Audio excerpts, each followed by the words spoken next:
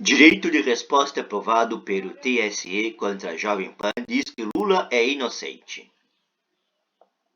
Brasília, Distrito Federal, Folha Press. O presidente do TSE, Tribunal Superior Eleitoral, Alexandre Moraes, aprovou nesta sexta-feira, 28, o conteúdo do direito de resposta elaborado pela campanha de Luiz Inácio Lula da Silva PT e que deve ser vinculado em programa da Jovem Pan. O texto afirma, entre outros pontos, que Lula é inocente.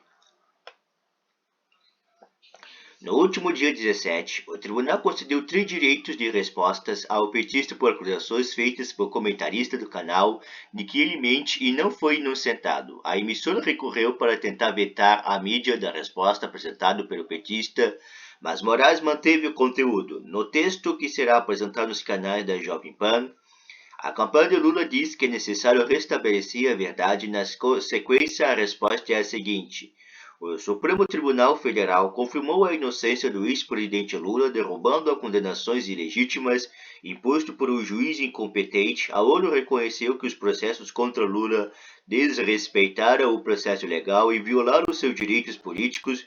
Lula venceu também 26 processos contra ele. Não há dúvida, Lula é inocente.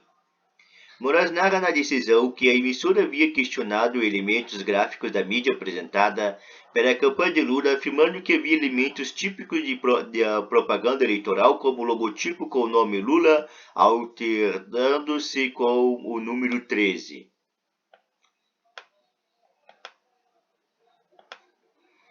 O presidente do TSE disse não há razão para barrar a resposta proposta.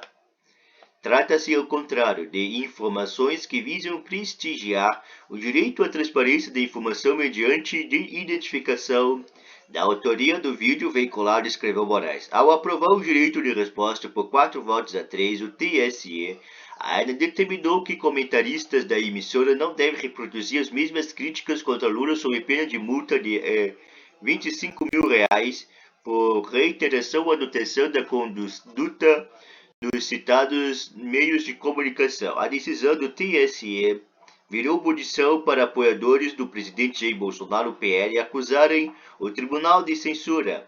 Vídeos falsos chegando a circular nas redes sociais dizendo que o censor do tribunal acompanhou a gravação de um programa da emissora.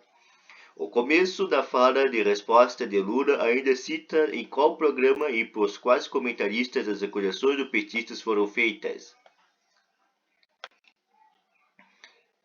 Em 2 casos, a resposta será dada a declarações de Roberto Mota a Ana Paula Henkel, no programa Pingo nos Is.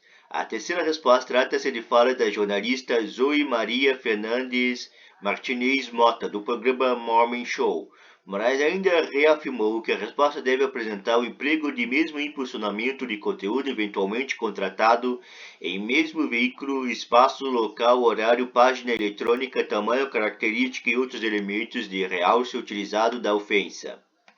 Os 3 direitos de resposta haviam sido negados pela ministra Maria Cláudia Buchianeri. Ela apresentou eventuais contratado em mesmo veículo, espaço, local, horário, página eletrônica, tamanho, caracteres e outros elementos de realce utilizado na ofensa. Os 3 direitos de resposta haviam sido negados pela ministra Maria Cláudia Buchianeri. Ela argumentou em um dos casos que, apesar de grosseiras e rudes, as falas dos comentaristas da Jovem Pan são típicas críticas políticas também inseridas na liberdade jornalística e no livre debate político. As críticas devem ser neutralizadas e respondidas dentro do próprio ambiente político, sem a intervenção do poder judiciário, que no meu entender deve ser pausa pelo minimalismo judicial, não podendo e nem devendo funcionar como curador da qualidade de discurso e narrativas de natureza eminente política, afirmou ainda a ministra quando negou um dos pedidos. Em um dos casos contestados pela campanha de Lula, comentaristas da Jovem Pan afirmaram que o petista mentiu na propaganda de TV ao dizer que é inocente. Segundo a coligação de Lula, o comentarista Guilherme Fiuza teria dito que o petismo é uma escória que são pelantras que afrontaram o Brasil e teriam chamado o candidato de mentiroso e outros impropérios para o final concluir que ele foi descondenado. Buchianeri disse, quando negou a resposta, que é conhecimento público que os processos em que Lula havia sido condenado foram anulados pelo STF, Supremo Tribunal Federal. Ela afirmou, porém, que há controvérsia sobre a forma mais adequada de definir toda a situação envolvendo os processos do candidato.